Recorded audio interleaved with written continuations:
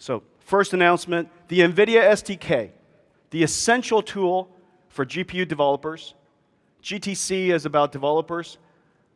Today, this is your first announcement, a toolkit for you.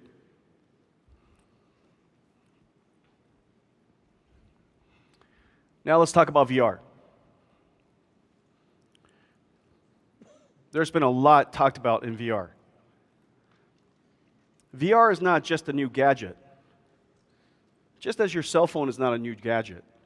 It's a brand new computing platform. When NVIDIA was first started some 25 years ago, the LCD display had just come out. Prior to that, it was really CRTs. If it wasn't because of the LCD displays and making it possible for you to have thin displays, light displays, displays you can hang on the wall, computer graphics would never have been nearly as prolific as it has become. If it wasn't because of LCD displays, your mobile device wouldn't be nearly as useful as it has become. Because of those dynamics, the confluence of several factors has made it possible for virtual reality to happen, for virtual reality to become a reality. Head-mount displays are now light, the resolution is high, computer graphics performance is incredible. The combination of all of that is going to enable this new platform to allow new applications and new experiences to be possible. Now, we've already talked about video games. Video games is relatively clear. Who wouldn't want to be on the field of battle? Who wouldn't want to be running down the hall, chasing down monsters? All of those types of experiences are very natural, and you can imagine that extrapolation into VR. It's also very natural to imagine that VR would change how we design, experience products. Virtual design of cars, essentially a virtual showroom, so that you could look at your car design on a daily basis instead of after you create the clay from it. You could be literally standing next to that car. Architectural design, of course, very, very obvious things. But there's some things that are really kind of cool about VR that we're starting to think about.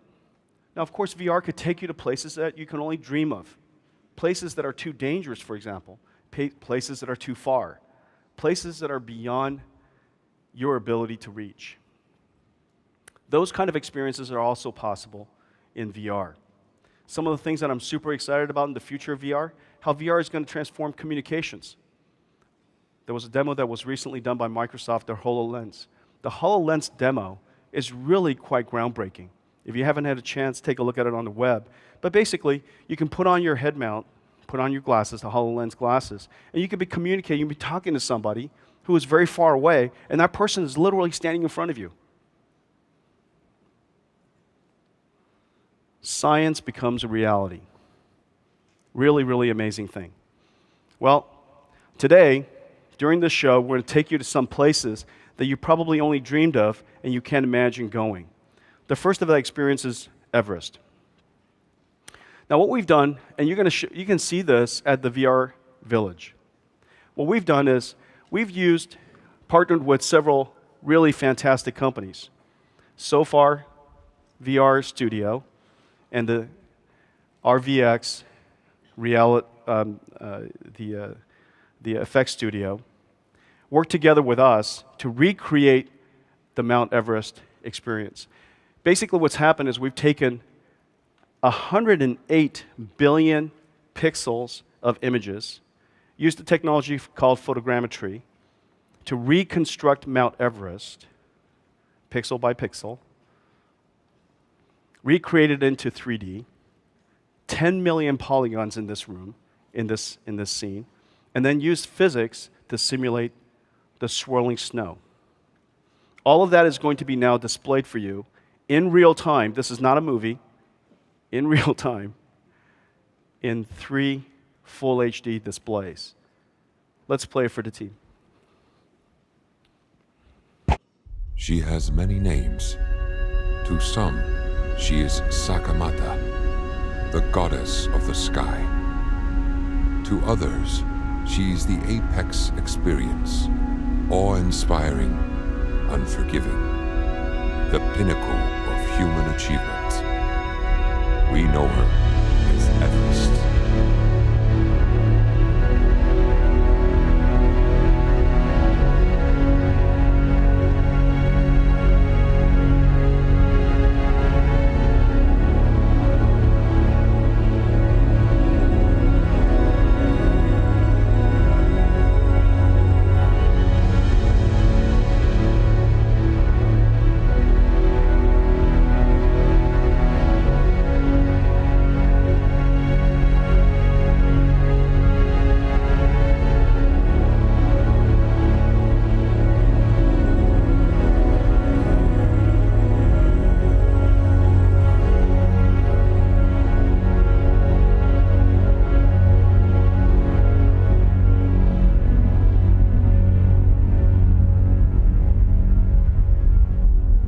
Is that incredible, guys?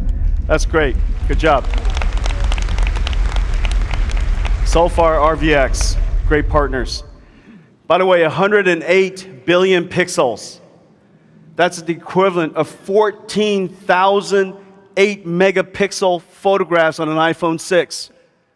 14,000 camera shots came together in this computer program, reconstructed into 3D, and now you could navigate through it. Okay, so please go and enjoy that. Now that's a place that I can only dream of going. I can only dream of going, but I can imagine going. There are places where you can dream of going, and it's just not likely you're ever going to go. And so over the last several years, we've worked with engineers and scientists at NASA and Fusion VR to recreate meticulously Mars. Taking dozens of, photographs from dozens of satellite flybys of Mars. We've meticulously reconstructed the surface using photogrammetry. 8 square kilometers of the Mars surface has been recreated for your enjoyment. Rocks hand sculpted, 1 million of them placed in an informed way based on the satellite images. The design of the rover, the design of the habitat, the design of the spacesuit, all original designs from NASA. And working together, we recreated the Mars experience for your enjoyment here at GTC. It's going to be enjoyed for the very first time. Now, this environment is really quite amazing. The rover is physically simulated, so when it's bumping up and down the Mars terrain, it's reacting in a physically correct way. The lighting in the environment is wonderfully done, wonderfully rich. Global illumination is applied. High dynamic range is applied. There's even a lava tube. I understand that because of the gravity of Mars is only 1/3 of here on Earth. As the lava carves through the subterranean caves, it leaves these massive caves and they don't collapse. And these caves are absolutely huge. And you can only enjoy it by being in virtual reality. We could show it to you on screen, but it won't come near the grandeur that you will experience, that you're standing in front inside this cavern. Well, I guess the theory is that when we go to Mars, our habitats will be built in these caverns, these mile-long caverns, underground caves, so that we could be out of harm's way of radiation from space. Incredible, incredible recreation of Mars. Well, let me show it to you right now.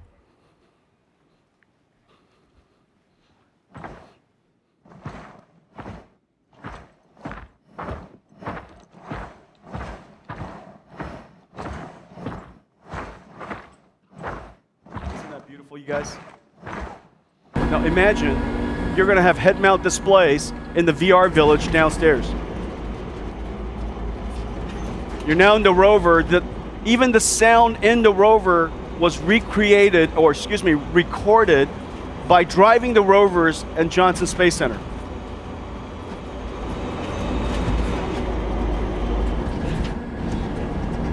Okay, so that this will just give you a sense of the experience you're about to have.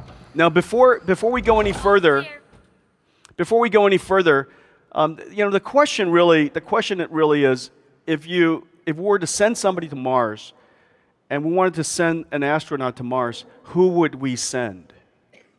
And who deserves the first ticket to Mars? And who would be more excited to be the first inhabitant of Mars?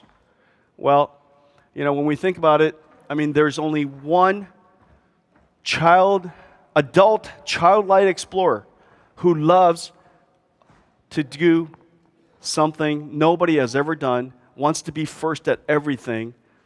Ladies and gentlemen, Steve Wozniak.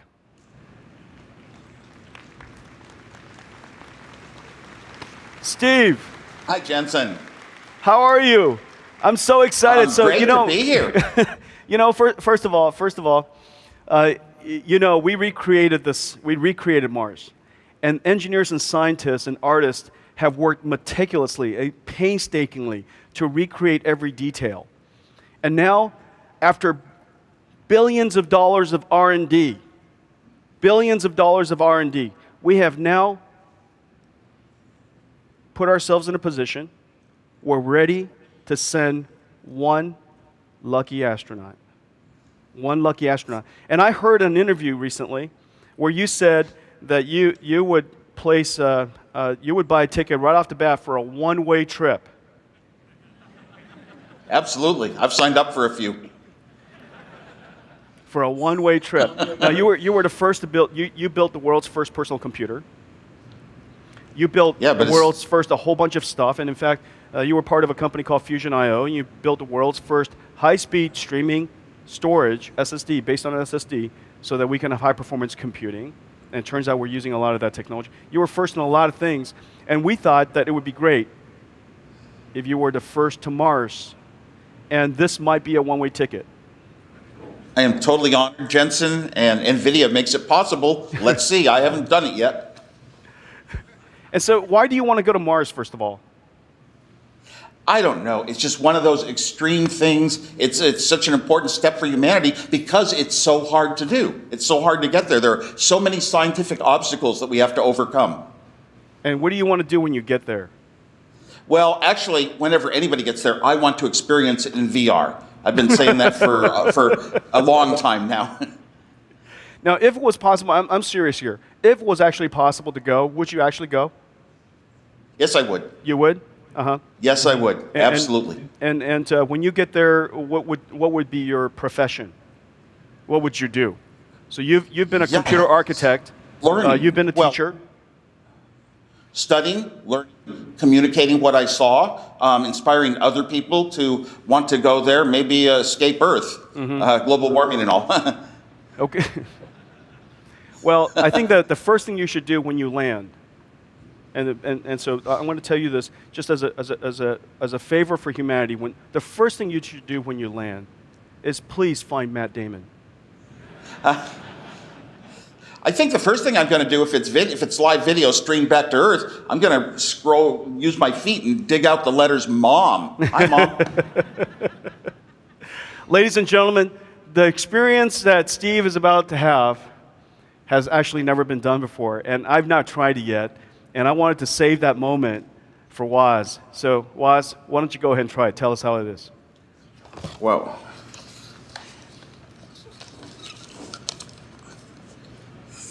You look great. Just a moment. Yes. Oh, this is going to be big, you guys. You look great. Supposedly I can maneuver myself. I picked up the controller backwards. Are you familiar with gaming? Around. Yeah, now I've got to find the rover, though. There's the rover. Whoa. Now, ladies and gentlemen, I have to say something. Why do I feel weird? I feel weird like I'm actually moving and getting dizzy. And I think I'll enter the rover. Now I'm in the rover. And I can spin it around a little. Whoa. Now, all of this is made possible by our friends at Cisco. So, I contacted Roland Trolla, who heads the Cisco telepresence. You know what? Look at what's happening here. I'm talking to Woz. His experience is actually being back to us, streamed back to us. Okay, so we're experiencing what he's experiencing from his VR glasses. Wow. All of this stuff, Roland and his team jumped on this, set all this stuff up for us, literally in a day. Literally in a day. So I want to thank Roland. I want to thank Cisco, and yeah, really appreciate that. You won't believe the feelings when you do it. On the ground, Scott Newman and the team, you guys are doing a fantastic job. It's amazing what you guys pulled off in just a day. Okay, hey, Woz, I'm going to go back to do my job and enjoy Mars. This is not a one-way ticket. When you find Damon, could you just let us know? Okay. Tell him we're looking for him. Am I on Everest after global warming? Is that it? You know, look, this is a trip to Mars. This is not a trip to Everest. This is going to be incredible for whoever gets to really do it. I'm getting dizzy. I'm going to fall out of this chair. Well, Woz, that was not a helpful comment.